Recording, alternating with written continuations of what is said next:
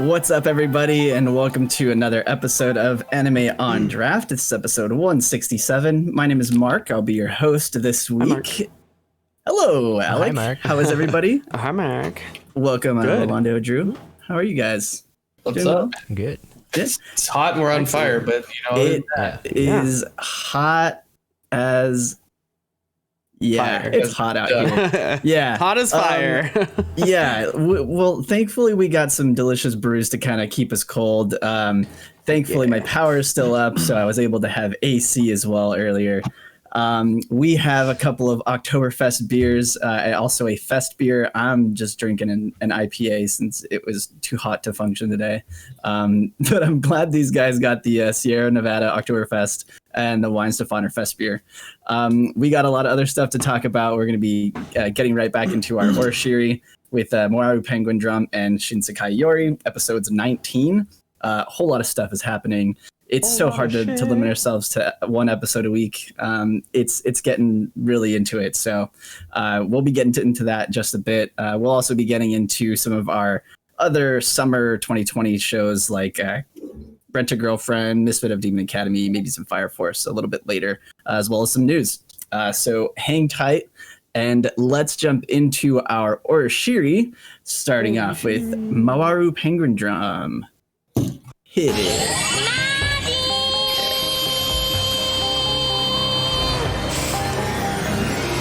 We're imagining.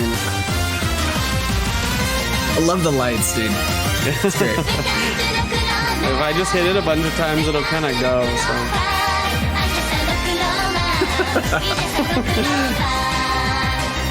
It's so great.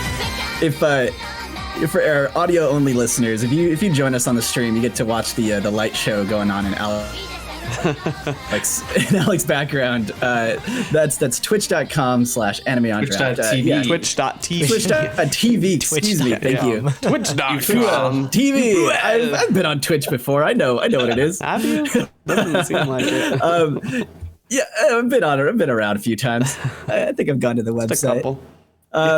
It's cool. It's always fun watching the lights change. Do you doing that automatically, or like you just I'm pressing a button. Colors?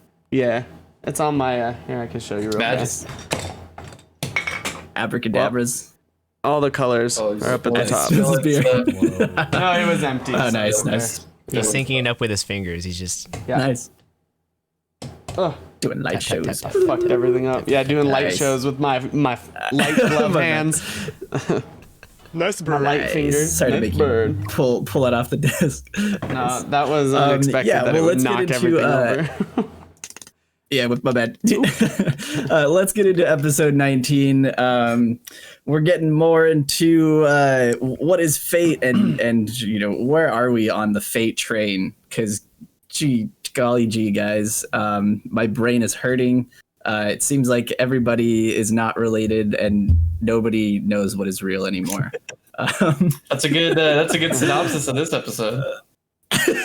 That's exactly how I felt. I was like, God, nobody is even part of the family. They're just what's fake families. real anymore. No one knows. Yeah, nothing's real. How do we change fate, or how do we go back to what the fate should be? Drew, would you like to lead us off in the discussion? Sure, I put some notes in here that we can talk about. I think the episode kind of starts off. I got like a half burp, and it won't come up. No. Sorry, it starts off kind of normal. It seems like the family's getting back together. Hamari gets discharged from the hospital. Everybody's getting along. And then it kind of switches up from there, and some things start happening. So Natsumi kind of breaks in uninterrupted and starts dropping truth bombs on the folks, being like, "Hey, you're not actually related to these guys."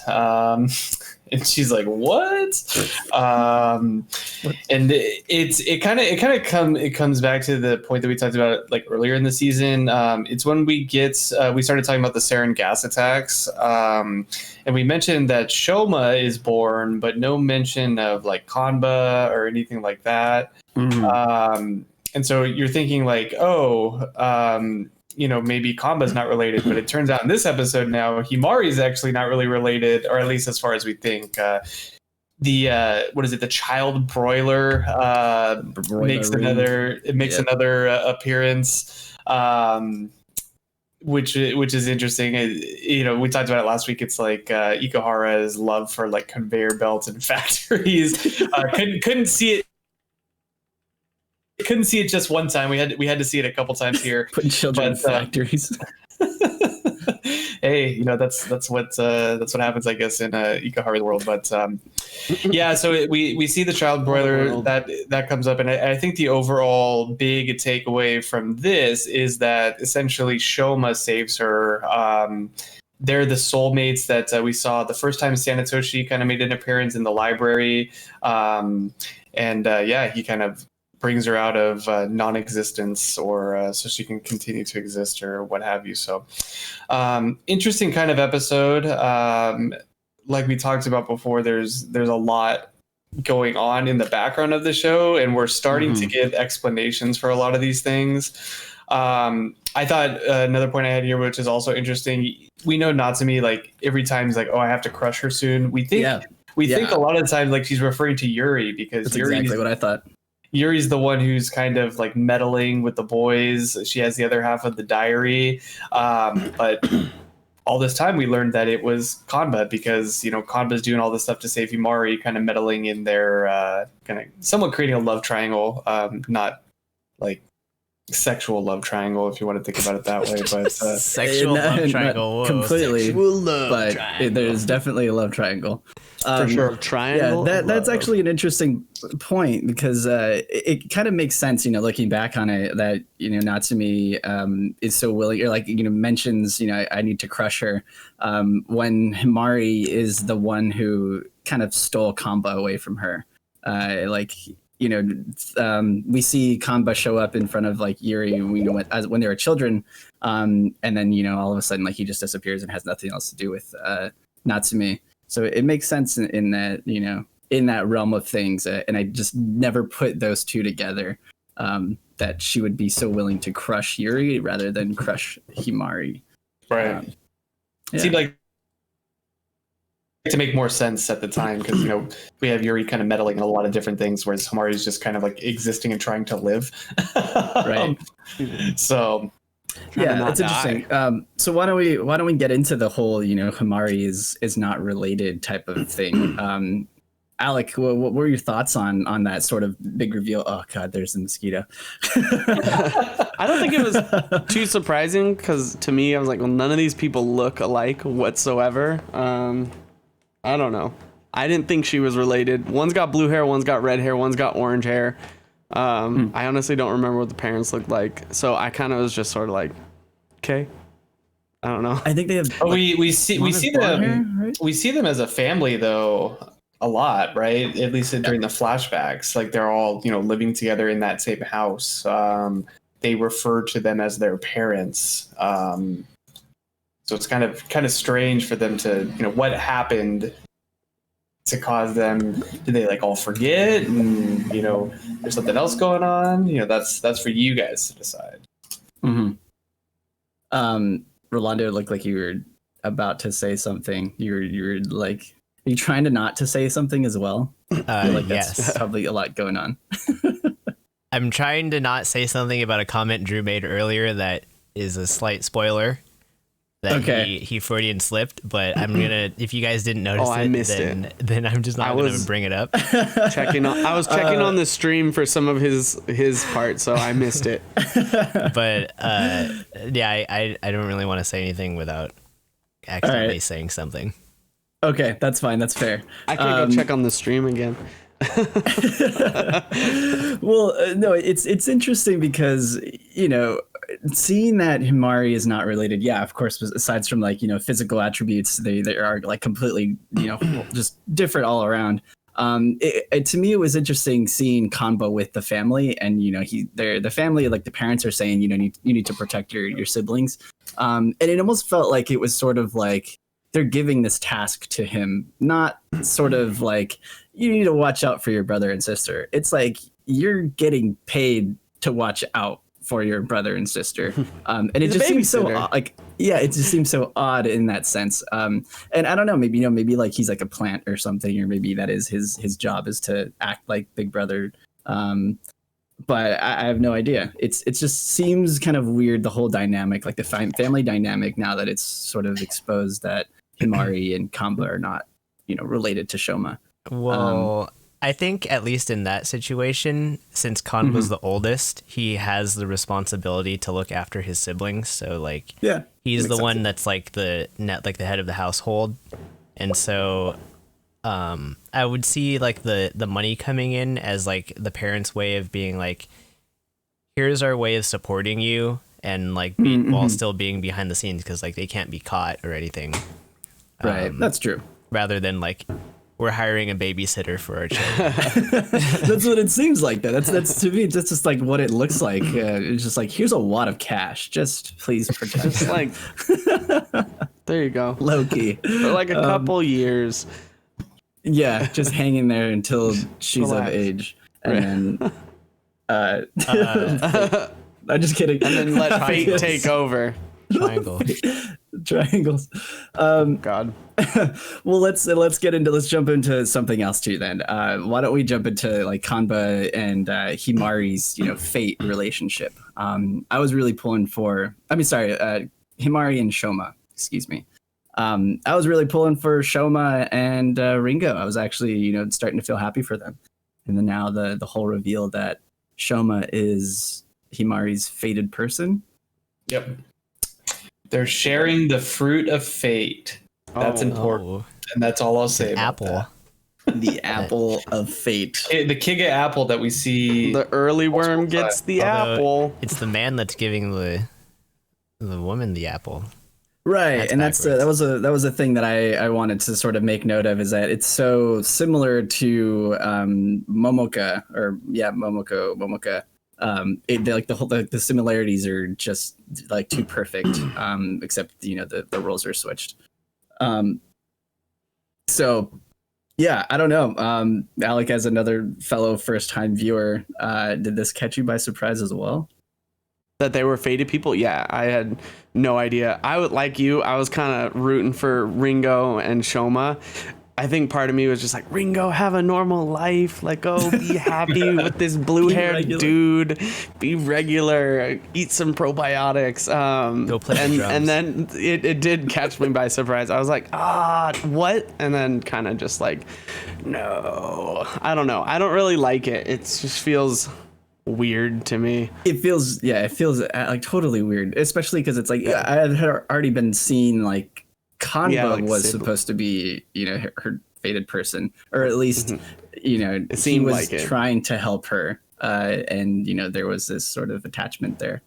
Really, was he though?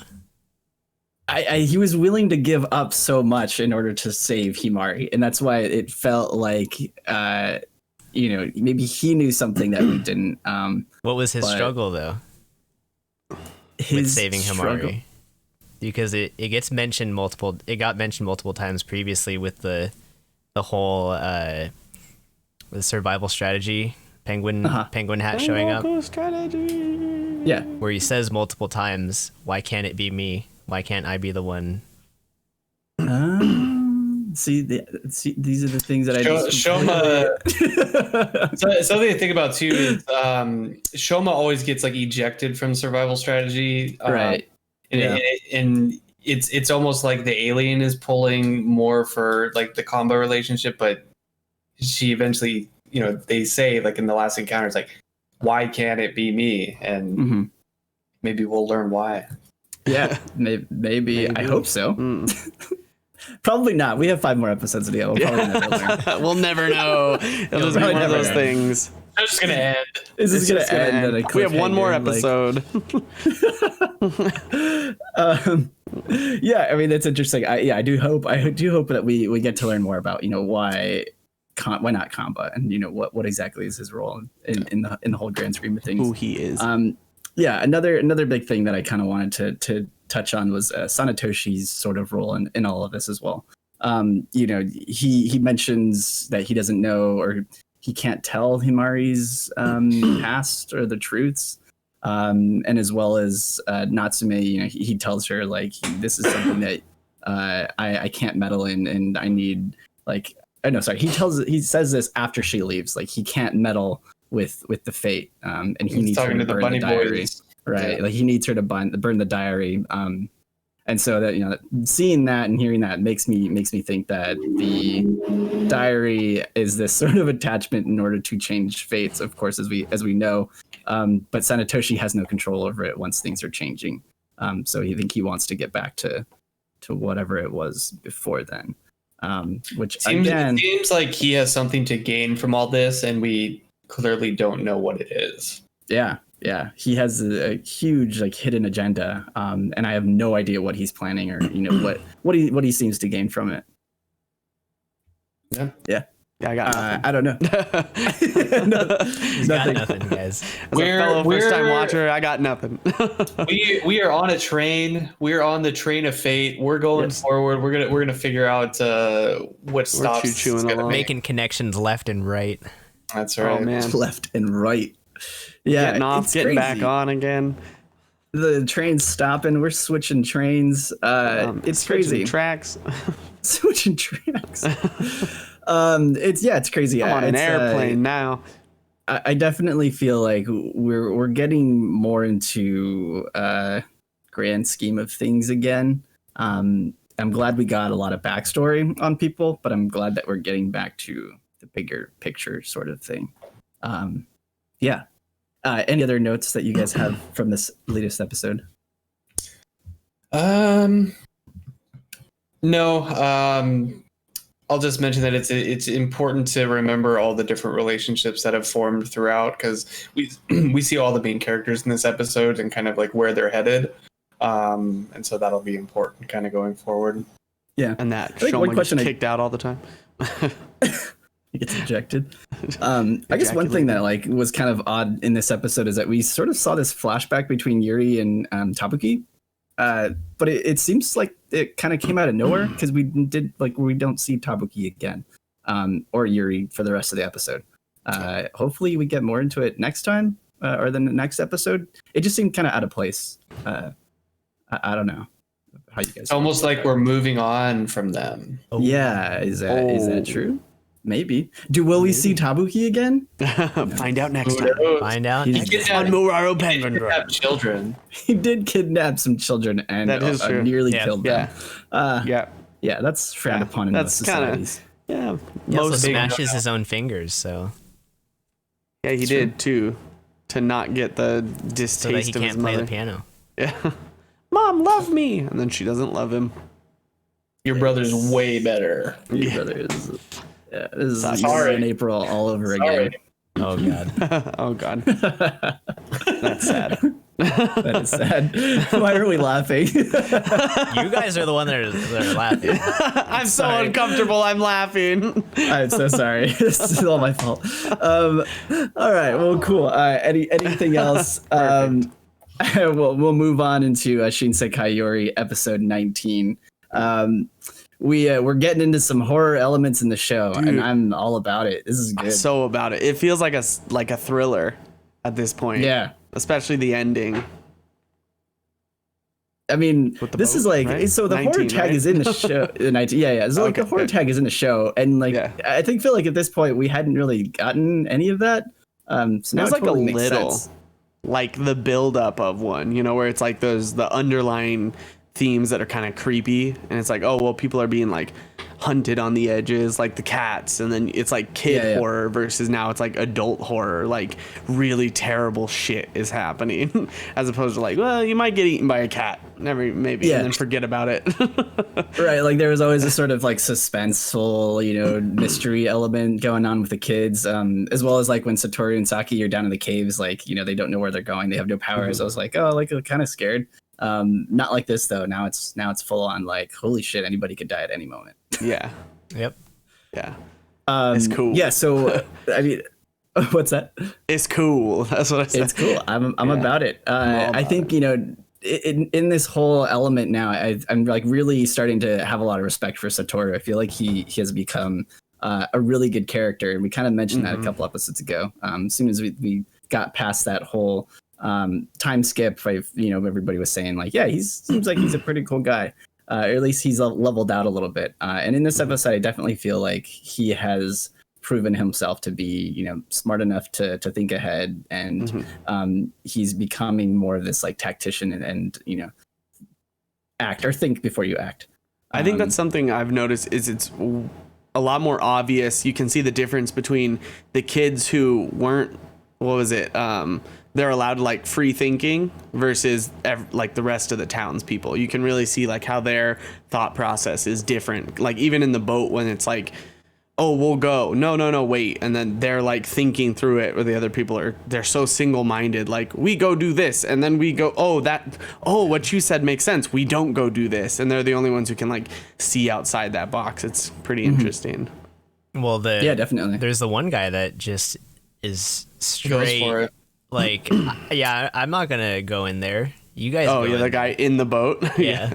Yeah, he's like, let's just destroy the building. As soon as he understands the situation, he's just kind of like, yeah, oh, I'm gonna stay here. Yeah, just pure fear or conditioning. Like, don't go into action. Then you can't have to kill things. It does show that conditioning though, because like they're bred to fear these karmic demons and like these like. Their society is based on that. Yeah, so it's like you could see it just through him. Like he was like first willing to go into action, and then like something changes. Like he understands the situation, and then he just like all of a sudden retreats and is just like, no, I'm not doing this. It also makes me think the guy with the mask, the super powerful power user guy, he has to have less conditioning as well, or some sort of different conditioning, because they killed the monster rats and started puking and all this stuff. They were like horrified by it. He wiped out the entire thing and was just like, all right, group up, figure this shit out. Like, I don't think he sees them as people though. He could, or probably doesn't. Yeah, but it's just like he seems different too. Like I wish we could get more backstory into him. I don't know if we will, but it'd be cool if we could, because I bet his backstory would be interesting as well. Like from a kid to now. Yeah. Well, they bred Shun to replace him. That's like what they talked about before. And so Shun in the free thinking sort of group. So maybe they had something similar when he was being raised. Before. Yeah, I would totally be down to have like a side story about that guy. Spin-off? Yeah. Yeah. Sick. Of all the committee, all the committee members, like of all the different, like the ethics committee lady, like we got a little bit of her backstory, but like, the security, the culture, board of education, like all those. It's interesting, like how they came to be in those positions. Yeah. Mm-hmm. The dude that was beating the drum and yeeted out his spirit after he died. Yeah, right? Of lady spirit. Did we talk about that? It was like, I don't think we did. He basically was a false Minishiro. He just like a person appeared like out of his mouth. I'm like, what? That's wild. The beauty within me will no longer be within me. And then the beauty was in me. Like what? Because we've seen like other like female spirits being being like projected out of people, right? Better word. We than, saw that with what you could have used. The ninja dude. I know. That for some reason that was just the first one that came into my mind. At least it wasn't EJ. We've seen this before though, right? I believe so. And it was like early on. It's kind of like it's somehow related to their power or something. Yeah, is that just like a manifestation of them having the Cantus or something? Is it just like this like reused spirit? And I want to go back and look at who the thing that the false Minishiro showed, and then compare it to the spirit that came out of his mouth. Is it like a weird silhouette of that same person? Well, the thing that popped out of the false Minishiro was the image of a woman holding a child.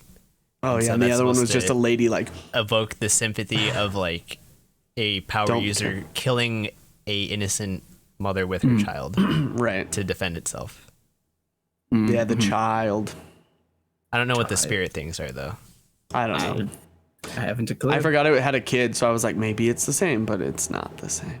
Or it's some weird silhouette of the same thing, and it's like a weird angle. We don't know. I'm just making it up. We don't know. No, I'd be interested to go back and take a look if you guys are willing to do that. I don't remember how far along it was. That was a long time ago. That was like episode 10, I want to say. Yeah, that was a while ago. Or like 7, I don't know.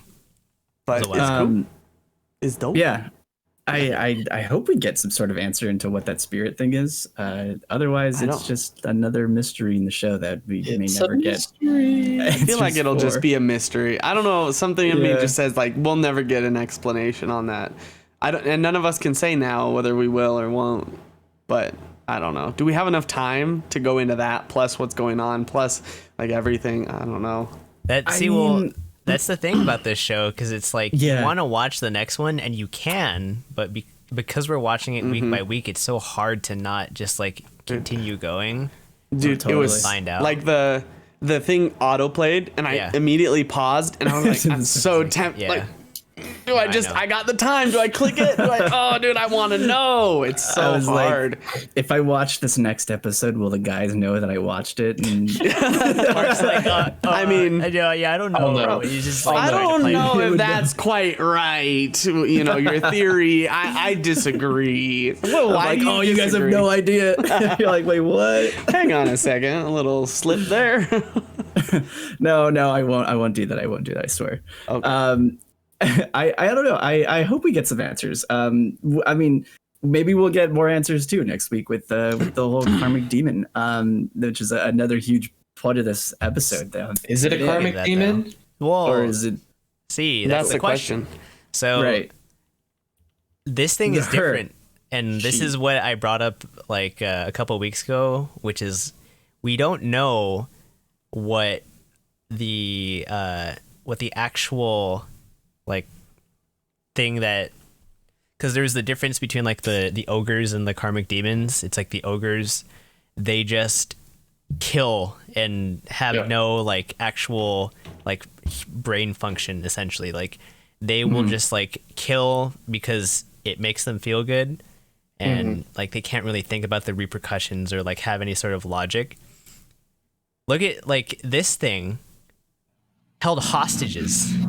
Like, what? Like, well, and then it wasn't killing the monster rats. Yeah, it has some sort of logic, right? It's being, it's clearly being used by Yokomaru, by Squira. Yeah, they're using this thing. Yeah, to their advantage. Or maybe they figured out when it, like, who it attacks and why somehow, and they just avoid acting that way. I don't know. Yeah, I mean, maybe it is sort of like hunting out other like PK users at this point, and it's not hunting out the monster rats, and they're using that to their advantage. It's using some sort of intelligence, right? So that's the difference. Totally. So like there's some sort of reasoning like in the mind, and that's what was the reason that the ogre before didn't kill the doctor and the ethics committee lady? Because he just sort of walked in, he was like, "Oh, I can help you," and then they gave him poison and he died. I think he said he was. He said he was like sick. Yeah, he was like had a headache or something. Oh, okay. So he went to the hospital. Yeah. I think he was also tired. I think that was the thing that they said, that like he was feeling tired and said that like he might be sick, and so then he went there and. Interesting. Yep. Yeah. I don't know how that plays in. I was just trying to think back to the last time we've seen something like this. But that's an example of like the ogres though, because he had no control over his killing ability. He just was just doing it and just doing it for fun. Just because it felt good. Yeah. Whereas like there's some sort of like malicious intent behind, or there's intent, I guess. It's just the I'm just trying to draw to anything like in this show, like get any information. Could it be a monster rat that's gotten PK powers and they can't, because they don't have the same training as the kids, they can't control it and they're just going around killing stuff, or they don't care and they're just killing stuff. We do see an image of some purple being with purple wings. Darkness. What do you think? We've seen this before when she showed up at Saki's house and like her silhouette. It's like the same sort of like reminded me of the same sort of thing. Her hair is all wild. She's like floating. Maria has the power to float. She's kind of like moving back and forth over the ground. That's where my head goes immediately. Yeah. She's also using the wind. Yeah, that was super creepy. That is a similar look, although the hair was a lot shorter in the silhouette, so it kind of looked a little bit like Mamoru's hair. So I'm like, which one is it? Could be a disguise. She Both cut her of them. hair to look What if different. it's neither? It's neither. Oh, what shit. if it's neither? What if it's like if it Alex? is? What if it's a monster rat? Yeah. I mean, What they're if it's like Mark lobotomizing said their own last queens. week, which was a monster rat human hybrid? That's what I'm saying, man. Oh, it's still shit. on the table. It's Dude, still, I- I still that's- keep my cards there. I mean, like, I would if I were you, but that sounds so wild. Like, holy It's- shit. You never know. You guys Dude, no, gonna feel if it so goes there, dumb I'm when like, it happens. Mark's a 5-head. Yeah, I'm gonna feel fucking stupid. Like, damn, Mark got that? Holy shit. Mark's like, I knew they were mass producing these hybrids. I knew they were banging Y'all Maria. didn't believe me. Oh, man. Holy shit. I don't know. I'm interested. I have a feeling. Yeah, I definitely feel it's Maria. There's just been too many. Well, they kept hints saying at it she before. too, like she's gonna come back. She. So Mine Yeah, just said it. The one I was watching kept saying it will come back. It will come back. It will come back. it said she in mine. So maybe Yeah, that's same. a translator. Interesting. Fupa. maybe. Yeah, Okay. that's interesting. I Actually, don't know. Is it she or it?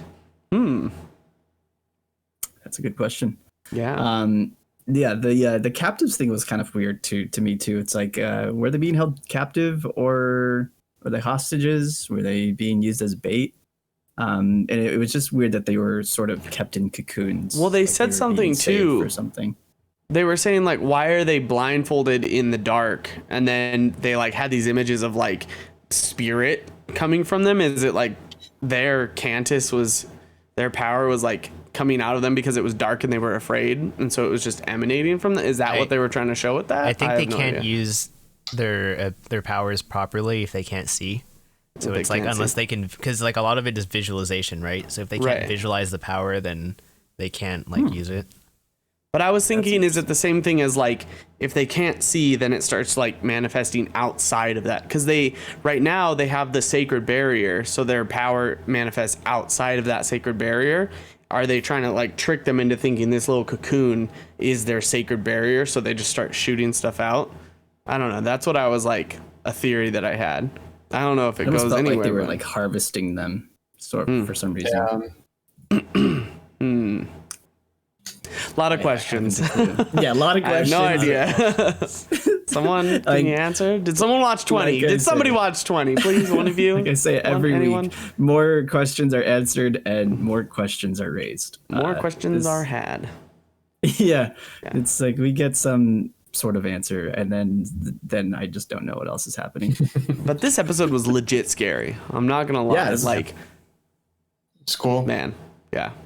It This was good. especially the end. how many- Don't make any moves. Talk like normal. 100 meters. I was like, oh my god, this is so intense. Like, holy shit. And then I knew it was gonna end. I was like, oh god, this is over. What's I almost feel my like reaction. we should have had this sort of sense of like dread earlier on in the series too. I feel like that would have been really cool to explore. Because I mean, how many more episodes do we have left? Another 5? I think there's one more episode in this left Let me than look. Penguin Drum. I think. Yeah, It's got, the like, Penguin Drum 24. is 24. This This is is 25, 25, I believe. Yeah. I'm gonna look real Well, fast.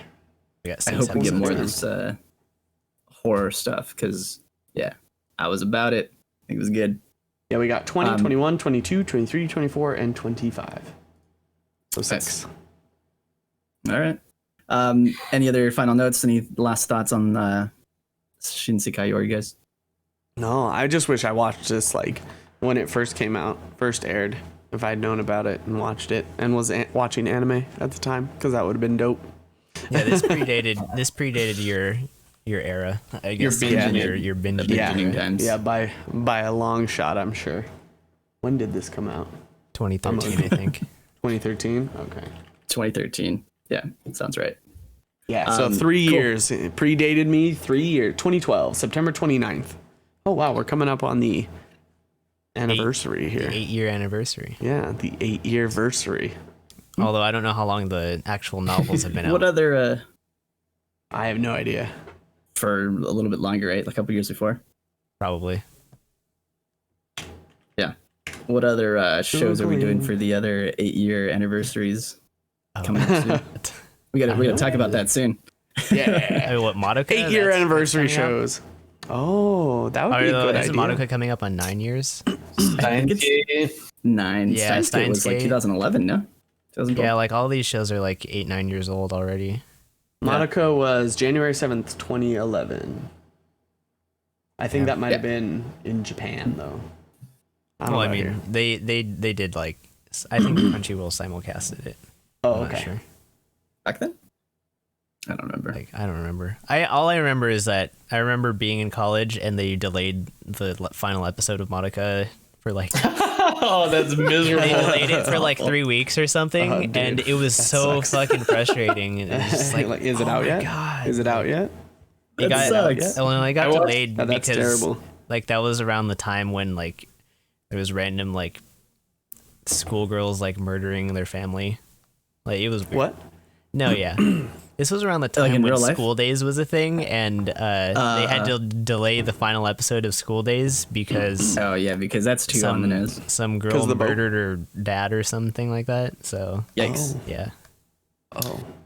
I got to watch Madoka in Oh, no, one no. night, just all Sorry. the way through, and that This is isn't- that is this the isn't viewing this isn't the same thing because Madoka think I actually might have done it the got same delayed way. because of the earthquake. Okay. That sounds correct. Tsunami. That makes sense. And then Yeah. I'm pretty sure I finished Madoka in, if not 1 day, 2 days. Because I Only 11 remember episodes, so I remember that one got pretty sure it's the suggested, same. and then like 4 a.m. rolled around, and I was like, I guess I should go to bed. Imagine- And then Well, once you finish that. Once you watch like later. the first couple episodes, you're just like invested. Like you're in. You got. Oh, yeah. Just buckle in. Imagine watching that week power through. because it was Oh, that not- sounds terrible. it was not in, like especially after episode 6 you're just like Yeah, that's an apt reaction. Yikes! After the mommy dance. Oh yeah, yeah, mommy that's, shake. That's where, that's where No, shit. That's where shit kind of gets crazy. the crazy part was like when Monica throws Yeah. the Sayaka's soul gem onto a truck Yeah. Right. and you Just realize collapses. Just oh, collapse, this isn't just this fall. isn't the same type of show that I'm used to. Yeah. I thought this was yeah. going somewhere else. Well, yeah. Once you hit that point, you're like, all right, like I just right. gotta get through What's this. Holy happening? crap! What the hell Yeah. happened? Yeah. I don't know. So I guess in a couple weeks we gotta bring up the conversation again. You know, what are we gonna do for our Orishiri at that point? It's almost like feel empty. Like once we're gonna finish these two series, Oh, dude, don't even start. we gotta get something to fill the shoes. Don't bring that up right now. Clown shoot. You're hurting me. You're hurting me. All right, I'm sorry. Well, we'll save the discussion again for a later date. Then. In a month. Let future me In a think month? about that. Yeah. Well, in 4 weeks. Yeah, yeah, 4 weeks. All right. Yeah. Cool. Well, then why don't we get into these beers? You guys start us off with the Sierra Nevada Oktoberfests. I'm gonna show it again. Yeah, whoever goes It's- first. So this is not a collaboration. I tried to find it online. No, Didn't find anything about It's it. not. No collab, yeah. But they used the same bottle as last year. Like this is the same art, but they All don't have the bottles collab. look like that. information. It just doesn't have the collaboration. Do they? Oh, I thought they're. Oh, it's their Christmas one that's different, right? That they change every year. Or is that somebody else? That might be somebody else. I It's might be because mixing people up. Like if you look at the wine Stefaner, it's the same pattern. Yeah. Like that's just the Oktoberfest Theme. Okay. Is it who's the Sierra Nevada or who's the beer company that does they put a Christmas tree on their bottle each year and then it's always like a different tree in a different style. Anchor Steam? Anchor Steam. That okay, I'm mixing everything up. So anyways, yeah, that's the bottle. Yeah. See, it looks similar to what when we had the wine Stefaner one. I think last year's was a different color. I think it was like brownish. No. I could also be mixing it up. I know believe the the colors are one, different. I know the one that we all like is the same colors as this. 2018. I can't remember what last year was though, because we're trying to 2018 trying to forget last year's. The collab with wine Stefaner. It was 2018. I feel like last year's would have, if we had that 2018 and then 2018's in 2019, we would remember last year's favorably. But because our first experience with a collab Sierra Nevada was the 2018 one, you just can't. I mean, last year's was good. It was just good. wasn't as good as 2018. No, that was Bitburger and Bitburger, Sierra Nevada, yeah. and then 2018 was Wine Wine Stefaner. Stefaner. And I have a 6-pack of Wine Stefaners, just their solo Oktoberfest. and it's delicious. The Fest beer? That. And I had one the other day, and it's delicious. Yeah. Well, why don't you tell us how the Sierra Nevada one fares? Yeah. Drew, do you want to go? You want to go? You go, bud. Drinking out of the bottle. It's similar to last year's, where it's definitely not as good as the 2018 version, but that's like impossible to live up to, as we've beaten to death on this show. But it tastes like a Fest beer, super malty, crisp, clean. I can't ever say crisp. Crisp and clean. Something you want to drink on a hot day, which it is currently. Finishes a little bit of those malty, bitter, kind of burnt caramel sort of notes, but nothing too like overpowering or anything. Smells like how you would think it would smell. It's actually a little bit fruitier than I would expect this to smell, at least out of the bottle. How's it smell of the boot? Just boot. It smells pretty good. Das Boot. Das Boot. Oh, you do have a boot. I do have a boot. Great.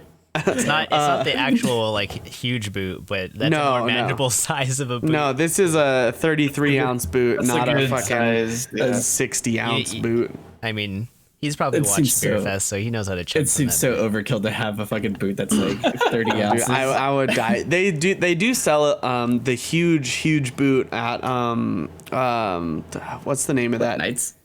No. There's I can't remember the name of the. No, I can't remember the name of the huge like hall for beer. It's got like the wooden chairs, and they have the food and the live music. Shit, there's a brewery around it. I can't remember. And there's one here in Vegas. And they sell the huge boot there. Hofbräu? Yeah, Hofbräu. They sell the huge boot there. And then they also sell the small one. But I got this at Total Wine & More, not Hofbräu, because I didn't go there. I need to get a boot. I had to. I was at the store and I was like, all right, first Oktoberfest of the year, gonna get a boot. Just gotta do it. There you go. No, this is good. What do you think about it, Alex? I think it's good. I think similar sentiments. It doesn't live up to the 2018, so I'm not trying to compare it to that. I'm trying to just let it be its own thing. But I am. Yeah, it's hard not to compare it to something that's been better. And so I'm trying to see it as its own thing, but at the same time, it's just not as good. I think it does have like multi characteristics. I think for me, it's more bitter than I remember the 2018 being. For me, the 2018 had more like, it was like malt, bitter, biscuit. Like it was just like that perfect balance. I just get a lot of malt and hoppy. The smell it's really hard to smell it in a boot, to be honest. I heard.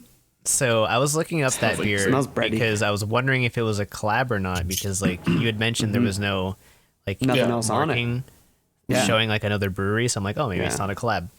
And can't see. I did find that people were saying that this beer wasn't like other fest beers that they normally do, and it was because it had a hoppier, citrusy character. It's hoppier. That's like more pale ale than it is like a fest beer.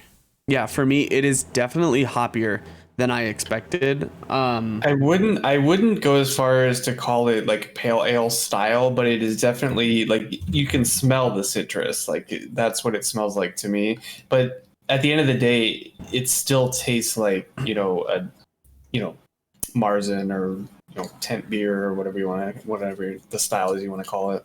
To me, it's hoppier than, because I also had the Weihenstephaner for this year, and it's hoppier than that one. It does have like a good malt characteristic, but it has a stronger hop flavor for me. I don't really get citrus in the flavor, but I get a lot of bread and citrus. Yeah, I can get the bready citrusy smell, and then the flavor is hoppy and malty, but it's a lot hoppier than I expected. My first sip, I was like, oh, that's it reminded me more of like a Pilsner than maybe like a Marzen beer Oktoberfest, personally. Yeah. I think to me it's not too hoppy though, but I'm used to drinking doubles, so I'm expecting like that. Like if we're talking that level of hops, like nowhere close to it. And No. It doesn't taste like super hoppy or anything like that. But not at all, no. I think Fest beer just refers to like beers you have during Oktoberfest. And like, because I think you can have different styles of Fest beer. Because like a Meritzen is a style, but I think you can have other ones, and I think maybe this Oktoberfest is more of like the hoppier style Fest beer. It's like you bring the American pale ale IPA sort of influence to the German classic, I guess, is maybe their thought process on this one. Yeah. Maybe, yeah, if they're not collaborating with someone, because I know when they collaborated with Weihenstephaner, they were probably pretty strict. Oh, excuse me. Damn, dude. Pretty strict on like the ingredients used and trying to keep it to the standard. Dude, it's the boot, I'm telling you. And then same with Bitburger. Bitburger is the air bubbles. Yeah, exactly. You saw one bloop bloop bloop earlier. Like the Bitburger is also they're in that. Wait, aren't they? Where are they from? Berlin, Germany. Bitburger. Anyways, so I'm wondering if they were more strict when they did the collaboration to keeping it to like that standard. What is it? What do they call Bavarian, it? Yeah. Like, it's like the purity laws. Yeah, the purity laws and keeping it to that. And now that they're on their own, they're kind of like, we can do more of what we want and keep it to that style. Maybe that's kind of like Drew said, the American to the German or whatever you want to call it style. Yep. But it's a good beer. Well, Rolando, you want to give us your take on the Fest beer, the Weihenstephaner Fest beer? Fest beer. Yeah. That compares or stands up to it. I mean, I want to hear what you have to say. I haven't had the 2020 of the Oktoberfest from Sierra Nevada, but I'm going to tell you I had it in that same exact glass. The Widmer Hef glass. I had it when I drank it. I had it in that same glass. It's very like, I like how it has the tulip up to the top, so it's very easy to smell. Yeah, a lot of that malt caramel characteristic. Very, very malt forward, caramel forward, and like the taste, very biscuity. You got malt, and then just like that hop finish, and it's very crisp, very easy to drink. This is the type of beer that you want to have during Oktoberfest that you can just pound down by the pint, you know, like you can just like have so many of these and it's so easy to drink, except for the fact that is 5.8% ABV. So that is a little bit disparaging, but that's the thing about these. They like sneak up on you, and they're so easy to drink. Yeah.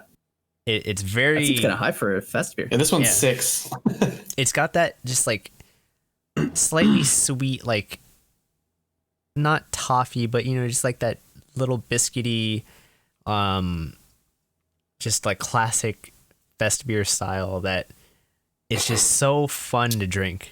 Like I'm enjoying drinking this. Mm-hmm. And like Weihenstephaner is one of my favorite breweries just in the world, just because they stick have such to good beers. Like they figured it out to the classic centuries ago and haven't changed it essentially. So it's just like, they're an old brewery. They got it right when they got it right, and they said, well, people like this now, they're gonna like it then. Whatever leave it. Prince or King was getting married in Bavaria at the time, like, you know, kudos to you. You created this whole festival where everyone celebrates and drinks great beer. Mm-hmm. You done good. Yeah, Weihenstephaner is a great. I picked up their Hef as well, just because they make a good Hef. Good. When I picked this up at the liquor store earlier, someone saw me like buying this and was like, oh, and then he just like runs over to the beer section to get. Have you had this before? I was like, oh damn, that's like, great. He fucking wanted fucking some Weihenstephaner Fest beer. Like he saw you and then went to go get it because he saw it. Yeah, I think so, because I was at the so register buying it. He saw it. He was so excited. That is pretty funny. Who knows? Maybe he bought like a whole case, like 24. Probably waiting for it to come out and it's like, oh, well. Oh, it's here! It's here! Oktoberfest is real! Well, I guess it's here, eh? To your point, I definitely think what I remember from drinking the Weihenstephaner Fest beer this year's is it is a very enjoyable beer to drink. I definitely was drinking it and could think of myself because I went to the Oktoberfest at I think it was like the Pomona Fairgrounds like years ago. This was like 10 years ago. Okay, I don't know about 10, but it was a long time ago. Many moons. What? So many moons ago. Continue your story. Yeah, it cut out for whatever reason. Many moons. So I was there, and it just made me think of, because you could get the huge cup and they would just fill it, that giant mug, and it was a very similar beer to that one. It was just something light, it was malty, it was delicious, it was not super alcoholic, and I just remember walking around for quite a while just chugging away at this thing, and then they said, well, come back and 50% off if you have the cup, and I was like, all right, fill her up again, let's go. And then oh, totally, I don't really remember much after that, but it was a great night, like a very enjoyable beer. And that is, I imagined myself walking around with that beer, just like I want to drink that. Yeah, it's hard to pass up like continue drinking them just because they're so enjoyable to drink. Yeah, I can't wait to get the Oktoberfest. I'm kind of excited to try it. It's always something I look forward to every year, Yep. This is the best favorite time of year, right? Yep. Favorite time of year. Oktoberfest beers. You get to choose between this and pumpkin spice. Pumpkin beers. Yeah. Well, I just love that. Much rather choose this. We get the fall beers, we get the Oktoberfest beers, we get the pumpkin beers, we get all those other styles, and then we get into the winter season. We get some of those more robust beers. I get to start drinking my stouts again because it's not super stupid hot, and you don't mind having like a 9% beer. Yeah, exactly. Today was the coolest day of the week, and it was 106. So I mean, yeah. So it's like I get to finally drink some more of these styles, and we get a lot of those styles that are only around once a year back. And it's great because like IPAs, stouts, they will be around all year round. But like the Oktoberfest beers, the pumpkin beers, the Märtzens, like we get more sours around this time, I feel, especially in like winter. It's just they come back and it's glorious. It's wonderful. Well, the holiday ales are all very like spicy. Yeah. Lots of coriander or whatever. Dude, I love it. I love this time. We get all those styles once a year for like 6 months, and I drink too much, and then you get your winter jacket on when you drink those holiday beers. That's the whole point. Yeah. The winter coat. Winter flab. Yep. So, anyways, Mark, how's your beer? What are you drinking? So before we get into some ratings, so I'm just drinking a West Coast style IPA. I didn't have time to go out to, or did I feel like going out to get to another liquor store? Not that hot there, but okay. It was 105 today. That was your cool, which is awful. That was my cool. It's terrive I went out. I was like, oh, it feels nice. It's not so bad. It smells like ash, but yeah, my allergies have been going crazy. I picked up the AleSmith Brewing. It's a collaboration with Weathered Souls Brewing in San Antonio, Texas. This is the Diego Antonio West Coast style IPA. I mainly bought it because the can art was super awesome. The name is Are they arm wrestling? Is that Arm Wrestling Brothers? It's great. They're doing the handshake. Oh, they're doing the handshake. It looks like Arm Wrestling Brothers for some reason. I'm gonna keep my idea. That's way more dope. This is like album art cover, Yeah. It's great. It's pretty good. It's brewed with Citra and Nelson hops. I think it's got a whole lot of flavor in it. It's very piney. The Citra really comes through pretty clean. Not a really bad aftertaste, which I'm kind of glad about. It's like not super heavy. And it's actually pretty crisp. So yeah, I actually really enjoying this one. 7%. Nice. So I'm trying to take it slow a little bit, but it's actually slower than us. Delicious. Yeah, slower than us. Like this was full-ish at one point. Yeah. Did you put two of those in there?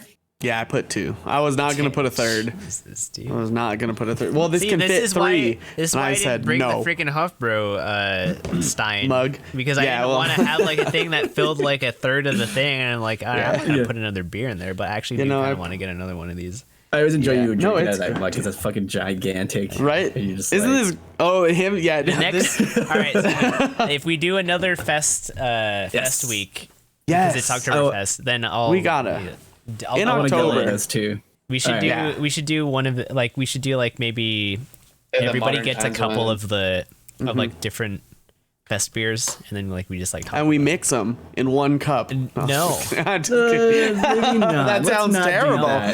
Let's not do that and say we did. Do you guys have the cups with like the little dips all down the side where it's like the little cutouts? Yeah. Little bumps. We got to use those. Yeah, the little bumps. We're making our own beer blend. No, we are not. Why don't you guys give us your ratings, final thoughts, ratings on the fest beers, and maybe compare them to previous years if you feel so inclined. Oh, don't compare it to a previous year. You got it. I'm already throwing it out there. You got it. Oh, I gotta know. Not as good as the previous year. It's not as good as I don't know. 2019 was so immemorable because of 2018 that I don't know. It was good. 2019 was still good. No, I'm not that it was bad. I just like all I could think of in 2019 was like 2018. 2018. That's all I could think of, so I don't remember how it tasted. But it's not bad. I don't know what to give it. Drew, what are you gonna give it? 3.75. Oh, that's higher than me. I was thinking 3.5 is where I was at. Yeah. 3.5. Is that similar. nice, It's similar to last year's, maybe a little bit more fruity, but it is definitely not in the high 4 territory that the 2018 version was. So the 2018 was so good, and 2019 was better than this, I think, as well. Yeah, I think you're right. Yeah. Because it was still a good beer. This is like average. I feel like it's not something that's really going to stand out from the pack. But the more I drink it too, and like it does have more of those citrus notes that I'm tasting as it like kind of sits here and ages a little bit. It's a little warmer, and it's kind of weird. It's not a bad weird. It's weird for this style of beer. It's different, yeah. Yeah. Okay. Yep.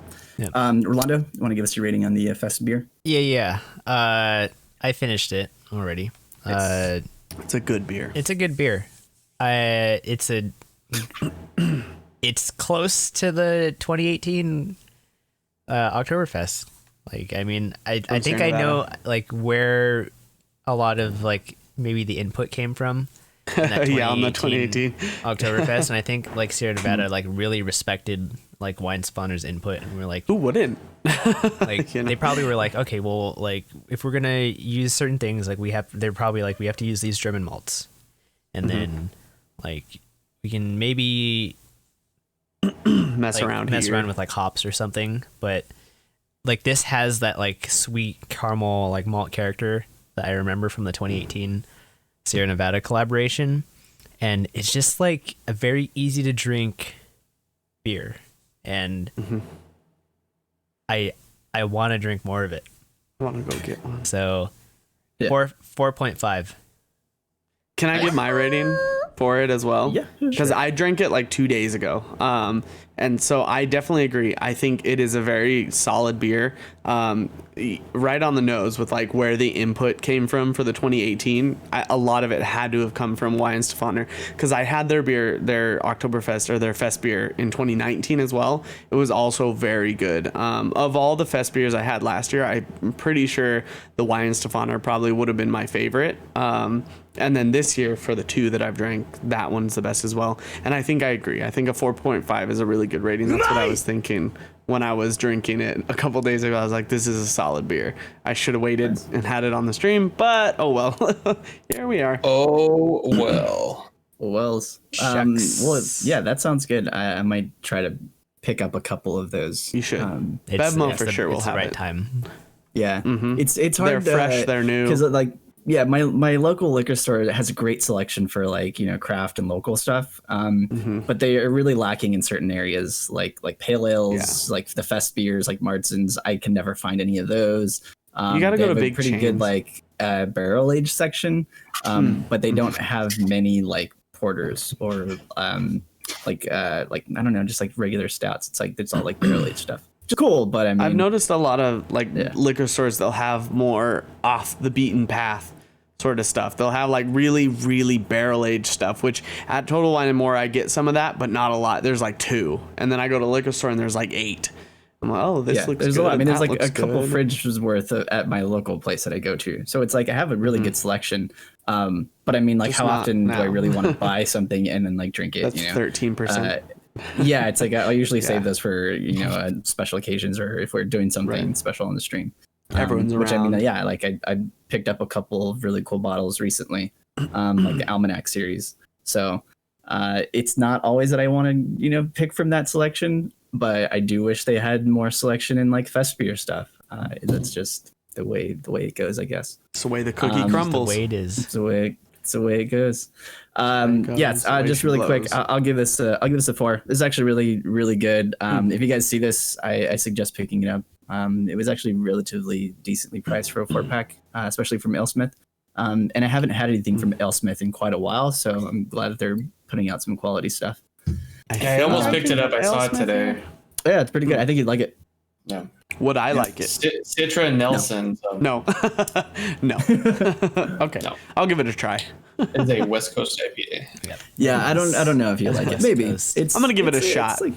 I like the can art. It's got a very good. earthy like aftertaste. It's like pretty piney too. So I'm willing to buy it just to see the can in person. Honestly, it's good. Like, it looks dope. It's kind of the reason why I picked it up. Yeah.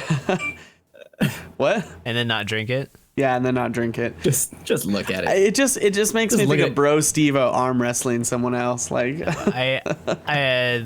so as a side note, there's a whole like Modern Times release for September that we all like kind of bought from this last weekend.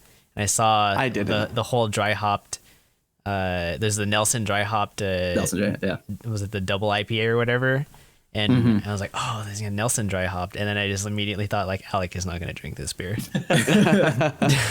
I'll try. I think you'd really like it. I'll try all of them, but like when you finally had all those IPAs at your birthday, I was like, I'll just take a little sip. Yeah, just it like gets overwhelming. Little bit. Oh, that's good. Sure. Okay, at least you got to enjoy at Mark's birthday. You got to enjoy a little bit of fresh Pliny. Fresh Pliny. Yeah, not a month-old Pliny. And I was like, I don't know what the hype is. This shit is trash. Like, this is terrible. And you're like, well, it's a month old. I'm like, well, what does that mean? I don't know. Like, you gotta give it a shot. You gotta try different ages. Yeah. Okay. Not for an IPA. All right. Let's move on. Let's get into our news. If you guys want to grab another beer, go to the restroom, please feel free. I'm gonna get another beer. Grab a potty. Yeah. All right. Go to the restroom, Mark. You're on your own for just a minute. All right, that's fine. So yeah, first up in news. This is what happened to me before. Yeah, no. Everybody left last week during Rolando's episode, and then we kind of just left him to read the news by himself. So now it's my turn. First off, let's get into some premiere confirmation dates. So this is just a bunch of new series that are beginning to be airing in the fall season.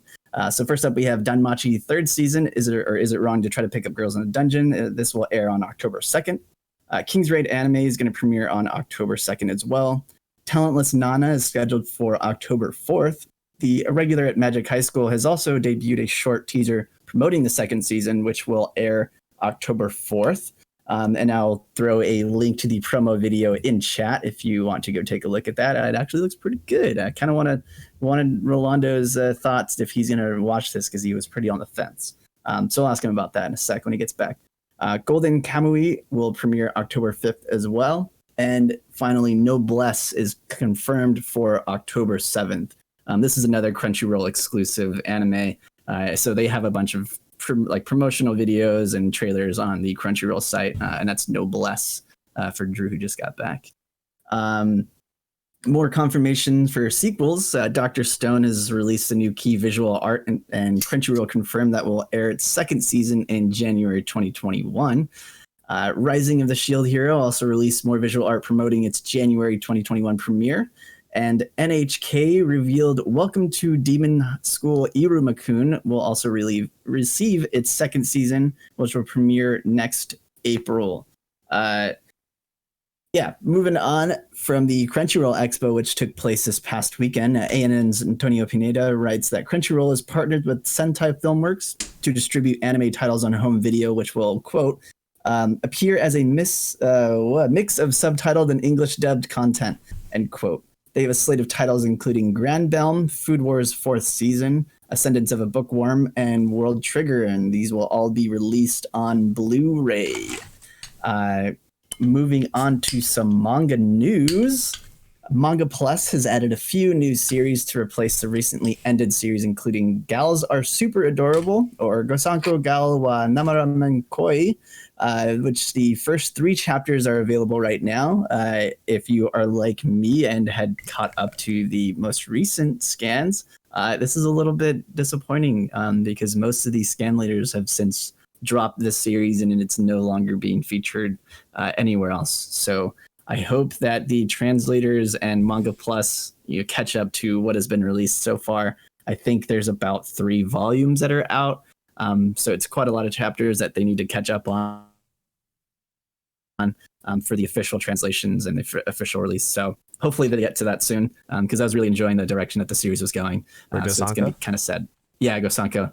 Yeah, it's going to be kind of sad that it's not available anywhere else now. You got to read it on the Manga Plus whenever it catches up. But if you haven't read it, I'd suggest it. It's pretty good. It's like kind of wholesome. Main character's cute. I guess all the female characters are really cute. And the main character is actually a pretty likable guy. He's a pretty good fellow. So, next up, it says that the Excuse Me Dentist, It's Touching Me is also available on the Manga Plus app. The first 2 chapters are available now, but all 8 chapters are available in the Shonen Jump Plus app. Tell me that name again, Mark. Excuse Me Dentist, It's Touching Me. That's the name of the series. It's not what did I come back to? Great. I gotta admit, I couldn't get through the first chapter. It's like, it's not even... It's not even that it's bad. Like overly etchy or just like stupid. It just didn't seem like it was very good writing. It's like about this like mafia guy who's afraid of women, but he has to go to the dentist for some reason. And the dentist is a woman, and so he's and like, her boobs are touching him. Is that what? Yeah, and he's like put in this really awkward situation. I don't know. It was just I don't know. It was just kind of dumb. I didn't think it was very funny. Dumb.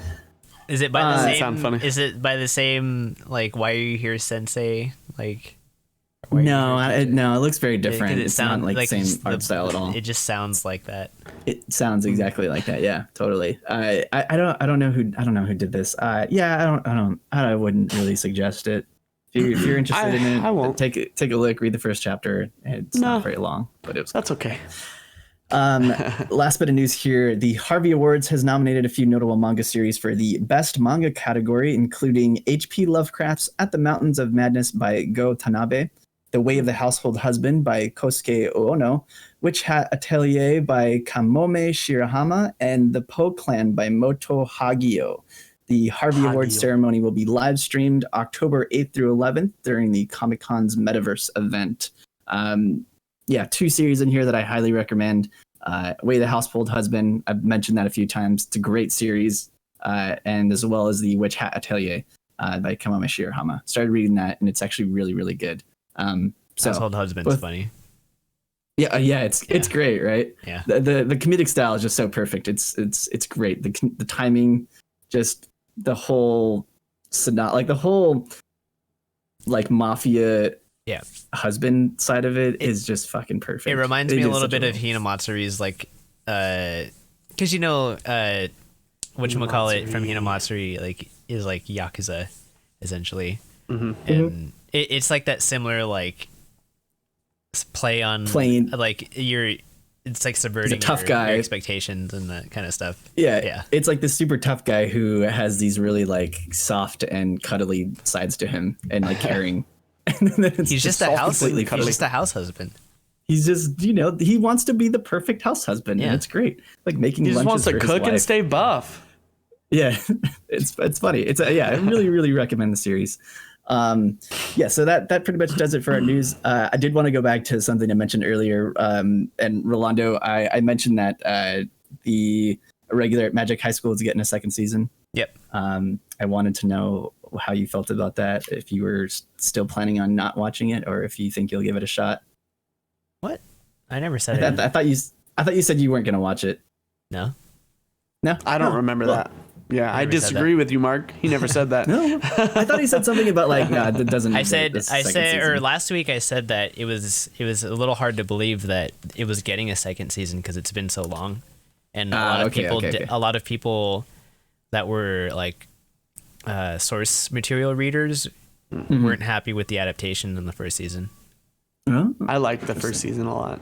I thought the first season was entertaining, it was fun. Even though like I had read up to a bit where I was like, I could see why people were not happy, but I was like, this is still entertaining.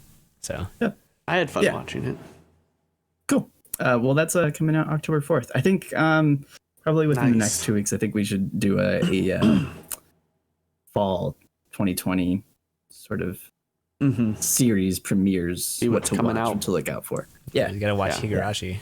Gotta find a guest. Yeah, you're very excited for the Higurashi. I need to watch the first couple seasons since I've seen it's been so long since I've seen your since face. Higurashi last Gotta be strong. Came out, and they have the original cast, and it's just great. This is good. Do you know where it would be streaming right now? Because I would very much like to add it to like my watch list, or at least somewhere where I can view it. I would go into this fresh because it's supposedly I don't know how different they're gonna take it, but it's supposedly like a revamp. So I would I would go into it fresh. Oh, because it's like the English subtitle is like new when they cry, or new Higurashi. So I would go into it and like not needing to know what happened in the originals. The previous. Oh, all right, that's good to know then.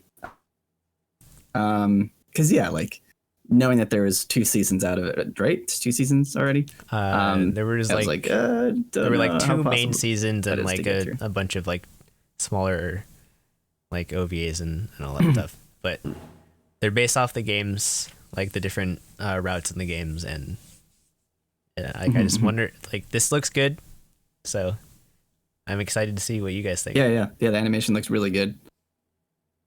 Cool. I'm excited for it. Cool. Well, then let's wrap up there. Let's end the news there, and then we'll get into our happy hour and discuss some of our current airing shows.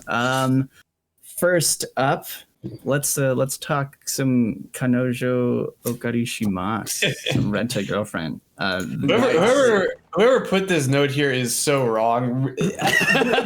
No. Why did I think Drew would think she's the best? No, whoever put that in there is correct. No, it's fine.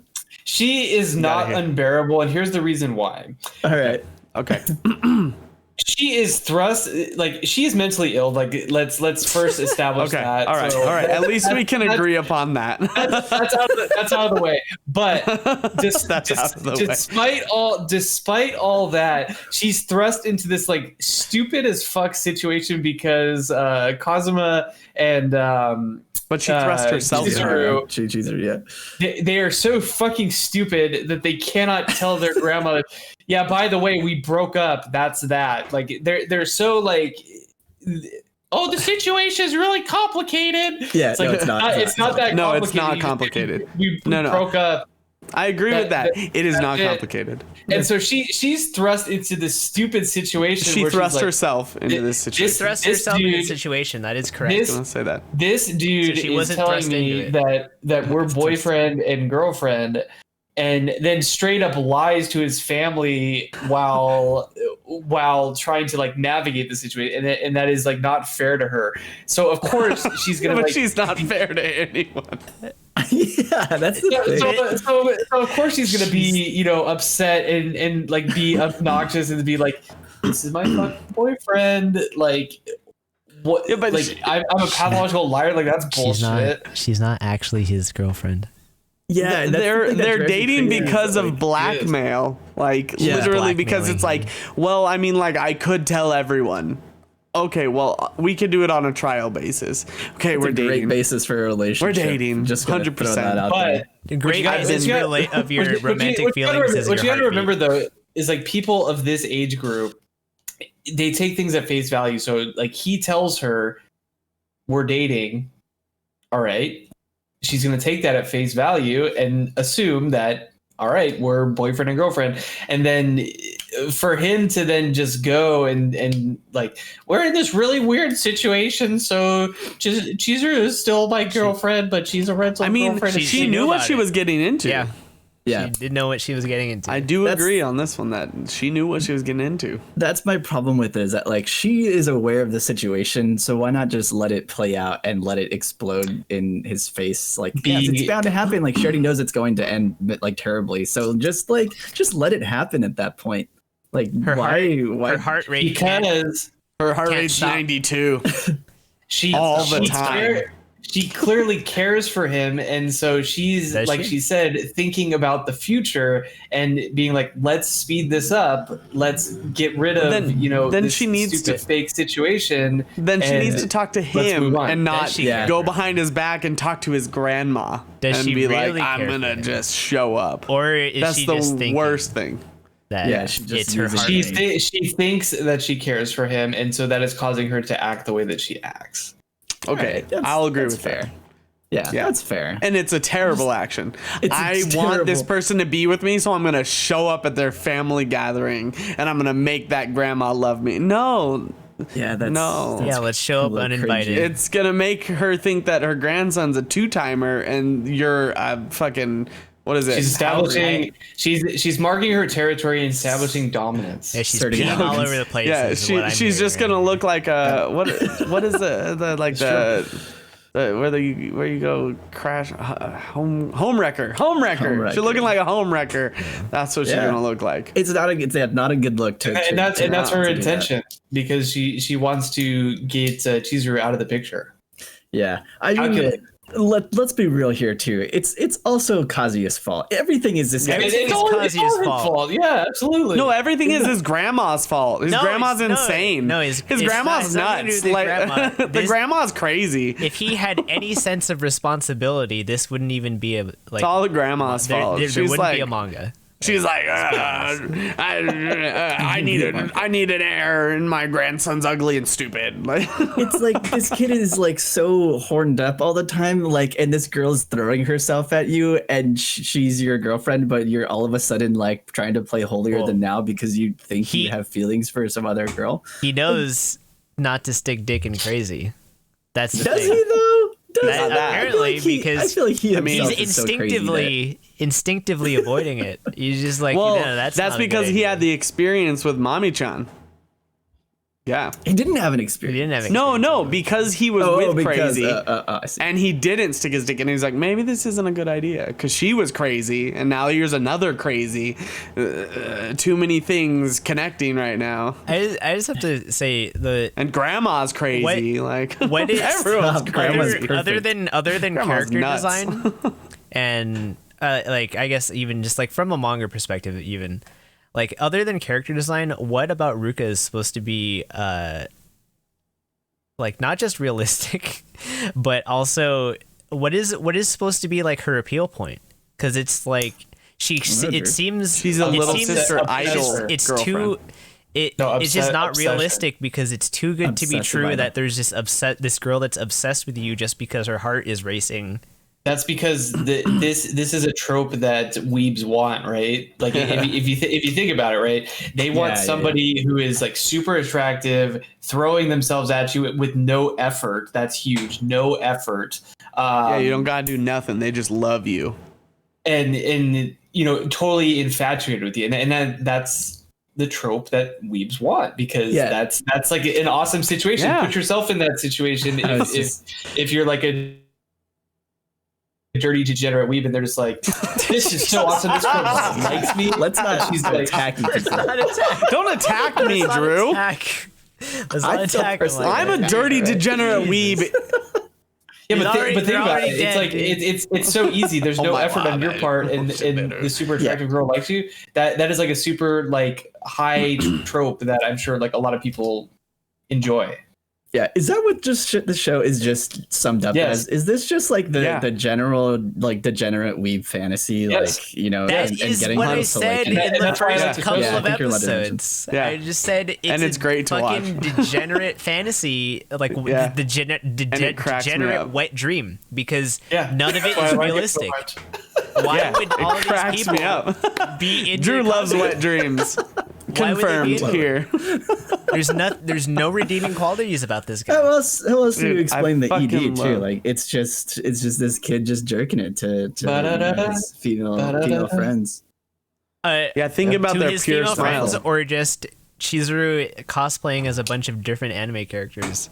No, and mommy Chan. And mommy. Oh yeah, he jerked it to her. I just can't wait Like till we get 4 another times. like a better character in the mix. It just seems like we're just so full of all of these like super flawed characters at this point that just like don't. They're not realistic characters. Hell they want. Yeah, they're not realistic. Only That's the point, though. Chizuru feels like the only character that is an actual like human being. Because His bro. It's just as good His to bro. you, that's No, the problem. bro. The bro seems like a real character. Like the best homie anyone's ever had. Except seems like a real that's homie dude. That's typical fucking like protagonist's fucking wingman best friend. Yeah, but he seems like a legitimately like real character. You know, like I've seen people like that where it's like, oh, they're just like really helping out their bro, and they're like, you know what? I love my bro. I love my bros. Let's do this. Yeah, you know, calling your friend like an asshole, and then like the next minute being like, hey, like take care of this guy. That seems like a realistic. Yeah, I'm pretty sure I've done that at some point. Like, you beat the shit out of someone, and then I'd do that for you guys. Yeah, I'd literally smack you in the face with my fist, call you an asshole, dumbass, and then go to your girl and be like, please don't leave. Like, he's not that bad. I know I hit him a lot, but he's not that bad. That's just like bros. He's not that bad. I know he really likes rental girlfriend, but you just mental yeah. Chizu's the rental girlfriend, and then Ruka's the mental girlfriend. There you go. Yeah, thank you for that. Excellent. That was good, man. Mental girlfriend. Tagline for the show. Yeah. All right. What's with this other character that hasn't shown up and the show's about to end? That's what I'm hinting at. Yeah, in my eyes, I think she's one of the best characters, and I don't even think we're gonna have time to get to her. Like, I don't even. It'll get another season. It'll get another season. It will. It's I'm pretty sure it will. I'm sure. Like, people love this shit. Yeah, this show's so good. It's Reddit karma is pretty low for this show, so I don't know about that. I'm gonna go raise it. Yeah. I mean, compared to like ReZero right now and God of High School, those are the two hottest shows. I still am not watching. I don't even know ReZero. if this is in top 10 for this season. I refuse. I think it is. I think it is on Reddit karma. It's pretty low. I think it's like 8 or something. I don't know. Anyways, moving on to actually surprisingly good show. Let's talk about some misfit of Demon Academy. I love this show. We're getting more. Yeah, it's a good show. We're getting more into like heroes versus the demons, and they're all dicks. It's kind of funny that heroes are actually role reversed. Yeah. I think that this show is continuing to do that whole role reversal very well. And it's not like it's like kind of tropey and you kind of see it coming, but it's still sort of satisfying in a sense. Yeah. It's always fun to see Anus Voldigold just like destroy a lake, or like, oh, well, you simply did this and then turn a rat into a huge rat. I don't know. It's just kind of like instant gratification is what this show can be summed up as, like, for me. Essentially, yes. Yeah. Oh, I hope he gets caught. Gets caught. and it gets turned on him. Oh, you kids and your dog too. He looked like the fucking hero kids. teacher looked like that really scummy type of character that always gets caught for being a being a scum. Yeah. Mm. They drew him like that, so I'm like, all right, did. well, this is pretty obvious what's gonna happen. Yeah, dude is shady as hell. So Yeah. you know it's coming for him. No, this is a good show. I actually look forward to the show every week. It's my favorite. One of the first ones I love. It's one of the ones that I like watch as soon as it airs. Can't say that about a lot of the other shows. Whoa, we're gonna find out what's going on with female girl hero. Yeah, that's exciting. She's all in It the looks corner like they're like in the darkness. exploiting her and her power or something because she's like, looks like locked away or something. It looks Yeah, I was like thinking she looks like a my weapon at this hypothesis is correct in that I was gonna say because you were Kanan saying got turned into a girl. Yeah, I was gonna say that because then he talked to the cat, and he was saying none of the legends say that he was killed by a human, and this one girl knows. So I was gonna say I think your hypothesis might be true, that she knows because she's the reincarnation and she has his memories, and who knows? We'll go from there. Yeah, I'm very curious. Reincarnated into his lover. Harem. Harem, his own harem. Harem. Add another one to the harem, another one to boys. the list. Oh, Let's shit. do it. The hero turns into a harem. Oh god. Harems. Kanan can be a guy and a girl name, right? So, just saying. Yeah. All right. It's as tropey as it gets. I'm on board. I'm all on board. This is a fun show. I'm enjoying it. Yeah, it is. Yeah. Let's get into some other shows. I mean, I'm not sure what else we can talk about. Fire Force. Did you guys watch the latest episode? Yeah. It made did. more sense after seeing this one. Made more sense. Basically, what we talked about last week, the pillars are the sacrifices running the furnace or Amaterasu or whatever you want to call it. Yeah. I got a little bored. Well, Yeah, I'm glad it kinda wasn't the only slow. one. I felt like, I mean, not only have I read this already, but like it just didn't seem as like exciting to know all No. this stuff because we had already kind of noticed that it was happening. it was cool to know that Shinra yeah. could get grace from someone else other than the evangelist. Mm-hmm. Yeah, like he's sort of opening up like the other pathways to Adora. Yeah. Yeah. I'd read this one too, and it was more exciting in the manga than it was in the anime. It just felt slow. It just here. seemed like I it don't was know. more of a big reveal than it was in the anime. In the anime, it just kind of seemed like it was like, oh, here's this thing. Well, and then the way I think my big issue, what I noticed is the way they have what's her name? The demon faced girl with like the two eyes talk is so slow. And it's like constantly like, like she's like running a marathon, and I don't know, it just like slowed everything down so much for me that it wasn't suspenseful. It was just like, get the fuck on with it. I don't care if you're out of shape running, like just fucking talk. I didn't mind it too much, but I can see where you guys are coming from having read it. Me see this for the first time, especially the week, not this week, but the week before was like super awesome. Like the fight scene was like super cool. Like Ogun, I think his That name was is. cool. Like he's super dope. So yeah, Ogun is sick. I think seeing it for the first time was like super cool, and like I think they did a decent job like explaining it and stuff. I think the Pillar Woman is like interesting. I didn't mind too much like how she talked and stuff, but I can see where you guys are coming from, where it would be like if you know like what's gonna happen. I mean, we all know what's gonna happen going into it, but you knowing like past this, I can see like why this would be boring. I think her story is still interesting in Yeah. the show and in the manga. Yeah. Like either way, it's interesting. It's just I just want her to talk faster. I'm kind of with Drew. It didn't bother me, like, to be honest. That's good.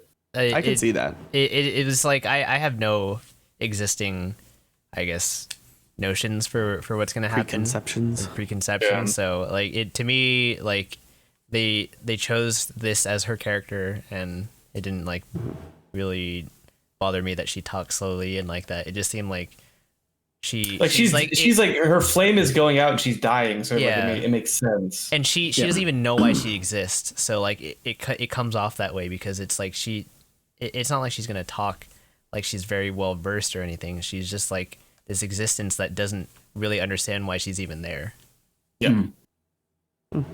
Fair. Well, I'm glad you I guys can are see like, you know, still enjoying like the reveals and stuff. It's been very hard fun. to like not hint at things because it's like I'm really looking forward to what I think is going to happen next, because I think we're going to get more of Lich and Joker, more of their interactions. At least from the preview, they made it seem that way. OP. And the OP. That's what I was just going to say. Yeah. So we'll see where it goes, but yeah, I'm looking forward to it. Crazy. Yeah, they're cool characters. Both of them are. And like Scientist guy. from season one, we had already oh. hinted at like, you know, both of them are very like mysterious, but they're really interesting characters. So yeah, if I remember correctly, yeah, we'll get into some pretty cool stuff. We get into some cool stuff. What comes is dope. What comes next is hot. What comes next is hot fire. You could say it's on fire. It's on fire. Super hot fire. No, Super hot that's the fire. opening for Promise Neverland. Sorry. Oh, Fire. All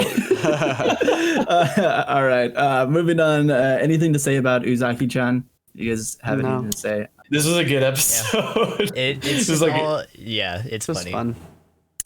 It was. I'll just briefly synopsis it. Basically, more misunderstandings with Uzaki-chan's mom. She basically thinks the main character is like trying to get with her, and he just like wants to pet her cats. Like the animal cats, not anything else. He wants to play with her. I had actually seen With her. I had actually seen like a panel, like a page of the manga that like someone had posted on Reddit, and it was of what happened in this episode, where like she's like, "Oh, he's staring intently at my breasts," and he's actually just staring at the cat that's on her lap.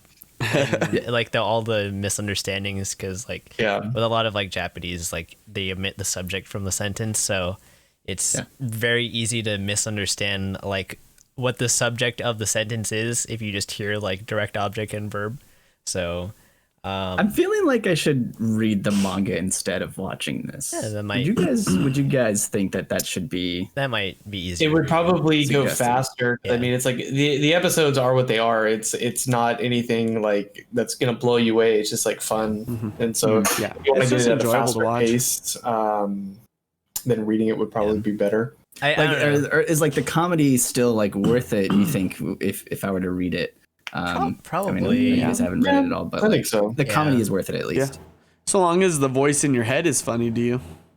Yeah, because she's unbearable. I can't stand her. She's fucking I feel awful. like this is definitely the type of show that like I know Drew would enjoy, and like I would enjoy. This isn't really I don't see you enjoying it as much, Mark. You kind of enjoy a little bit more involvement, or is like Drew and I are a little bit more able to appreciate just the dumb.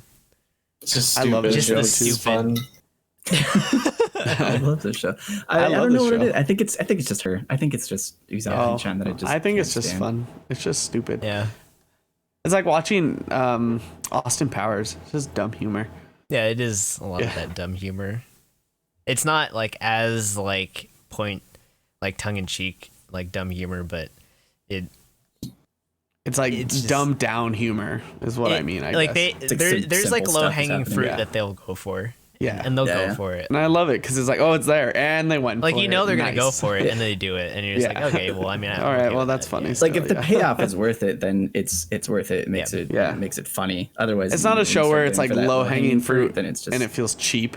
Yeah, right. It's like they go there, and you're like, yeah, I expected that, but I still enjoyed it. Yeah. All right. I was hoping I will you would read the go there. manga and let you guys know my feelings on it by next week, and then You're I gonna will finish the definitively whole say- It's thing like by I next finished probably the whole will. thing, This and I'm gonna anime is very watch the much show like- now. I gonna will watch it definitively muted. say that it is Uzaki-chan that is why I don't like the show. You don't like the voice actress, or He thinks she's I annoying. think it's just I just think that she's annoying. She's just I get it. maybe you just don't like the voice. terrible. No, Maybe. she way is she kind of delivers. an annoying character. I mean, Like if I you think knew she's someone like funny. that in real life, you probably would be like, why are you yeah, bothering? but run because away. I don't know her in real life and I don't have to deal with her, I think it's hilarious. I feel bad for the main dude. Like, He likes her though. just leave him. He's leave just him alone. He's like an overall nice, like very well respectable, like guy, and Yeah, she's and just you got respectable this human. chick who just keeps bugging him. yeah, Just leave the poor kid alone. Like, throwing up on funny. his futon and all that shit. just Oh, leave man. him alone. Leave him. It's be. college, you know, like people do dumbass. This isn't high school. It's college. Yeah, but really, like, what is college but an extension of high school? College really Just is an extension of grow high school. up. It really is. It's like you mature a little, and then you graduate, and you're like, holy shit, what was I doing for all those years? The ironic thing is, like, guess. once you get to our age and you're just kind of like looking back at kids in college and you're like, oh man. God, You're basically high school kids. Did I do those? Yeah, things? but then when you're in college and you're like high school kids, and then everyone else is like, you're the same It's shit. like as you get older, you're just realizing like how fucking childish like people younger than you like No, seem. it's very true. Yeah. Although I feel like once you're like 40, it's all And the everyone's same. It's like, Everyone's well, the you're same. 80, and really the difference is like you can't move as fast because you're old. Yeah. Well, I mean, And then you're like, already where happening have now, all my so- years Where's gone? my teeth? I wish I was in college now and I could be immature. I wish I was in college, man. Dude, college. Yeah. I have miss no college. have no worries about anything. Have I no miss understanding about college. responsibilities. Right? All I got to do is just like maybe show up to class, Show up party. to class and Yeah. do some homework. Write a Yeah, paper early. show up to class every now and because attendance is part of your grade. Fall asleep, leave. Do they do any sort of homework in Nuzaki-chan? Do they do any sort of college stuff? No. Yeah. Not really. They did in one episode where she's trying to Oh, write an that's right. essay. Writing the and- paper. And he's like telling her like, no, like you No, should, that's terrible. You should write sentences more like an adult. Oh yeah, I forgot about that. Yeah, stop writing like a high school person, right? Like an No, you adult. said like a child. Oh, nice. All right. Yeah. I See, went it's to the definitely store. Nuzaki-chan, that's why I don't went like to it. the. Yeah, like she was basically like saying shit like that, and he was like, Yeah. no, you got to Writes use like a more child. like more like flowery sentences or whatever the fuck. Yeah. Something. Yeah. Anyways, All like right. episode well, 2. I'll read the manga and I will report next week and let you guys know. Okay. Aye, sir. It's yeah. Yeah, Aye, yeah. aye, Captain. We have a Decadence last up on here. I haven't watched the latest episode. I've been meaning to. I need to catch up. So not much to report on that. Okay, so nothing. But so nothing yeah. to report on Decadence. So nothing to report. I on need to Decadence. watch it. I gotta watch like 4 anything else episodes. you guys have been watching that you guys maybe started or are planning to watch? No, Anything else you want to say? Absolutely not. I got nothing. All right. I work. No, Cool. I work 6 This days. next week, fest so beer is no. delicious. Cool. Yeah, I'm very excited to get my hands on some of the fest beers. Definitely will pick up the Wine Stefaner fest beer, and then I'll probably pick up the Oktoberfest this year in Nevada. Yeah, the Bitburger's so yeah, out I guess as that well. the Bitburger is out as well. Mm-hmm. All right. Well, I guess the next stop to the liquor There's a store to lot. Bevmo is just going to be full of fest beers. Yeah, there's a lot your that are cart. out. Just a whole festival in my cart. I got like 4 6-packs or Festival in something, your and then I mouth. said, "All right." I really want to get like one of the mini kegs because they have like the mini kegs of them. yeah, I was thinking that. Just to have it Mini because kegs it's like are sick. awesome. Yeah, Oh, mini I kegs I are was thinking awesome. the same thing too. Having a little Next collection time of we mini can all kegs. be together. We should do Yeah, a whole we like should. a collection of mini kegs. Yeah, we'll that'd just be put them on our dope. desks and then we'll just have them here and we'll just slurp on them during that. Like, episode. just slurp them in the- Yeah, just Yeah, It'd be perfect. okay. Yeah, I got a tube from it. I tap my mini keg. Somebody strap it to their head, just wear like a hat, and then No, but you gotta have it coming like down. like the hard hat with like the two of them. The two. that yeah, way two, the- two mini the kegs. You're weight like- offsets. You're like Oh god, oh, it's so heavy. Oh my neck. you're like You're like breaking this. your neck. Hey everyone, I'm supporting my neck. Next time. Yeah, wear a neck brace. All right. Well, we'll get into some more Oktoberfest, some more fest beers in the coming weeks. I believe we also have some more of modern time stuff to look forward to as well. So yeah, stay tuned for that for whatever we're drinking up next. Last minute announcement. We have changed our clan ad rewatches. So we're currently doing a clan ad rewatch. We're currently rewatching Clan ad After Story. So we've changed the dates of our rewatches to Sundays. So this will be Sunday nights around 7 p.m. Pacific time. We are actually on episodes 10 and 11 now. We're getting into the thick of it. These are the actual arcs that I remember from the show, and things are starting to get really good as soon as they're out of school. So please, if you would like to join us, join our Discord. You can visit our website, animeondraft.com. We have a link to our Discord as well, and we also have links to the Discord on our Twitch page. Which again, you can go to twitch.tv/animeondraft. You can find our VODs as well as some links to our social media, so our Twitter, Instagram, you name it, Facebook. We have links to all of that on our website as well as on our Twitch page. Or you can just follow us. Just search at Anime on Draft or Anime on Draft podcast for our Instagram. And you can listen to some of our previous VODs as well on our previous episodes as well on our website. Good Lord. You can listen to previous episodes on our episodes. All right, I believe in you. We're almost there. Yeah. So close. If you do feel so inclined, please leave us a 5-star rating on your favorite podcasting site, such as Apple Podcasts. We would greatly appreciate any sort of reviews, any rating that you want to give us. Just let us know what you're thinking. And of course, if you want to contact us about anything else, just send us an email or hit us up on our contact page. That's contact@animeondraft.com. Let us know if you have any suggestions or if you want us to try anything, any beers, if you want us to watch any shows, talk about any shows. Hit us up, send us an email, send us a DM on Twitter. We would love to hear from you all. So again, thank you so much for everybody who's tuned in, who's watched, who's listened. We will see you all next week with some more Fest beers, some more anime. So have a good night. Bye. Bye-bye. Bye.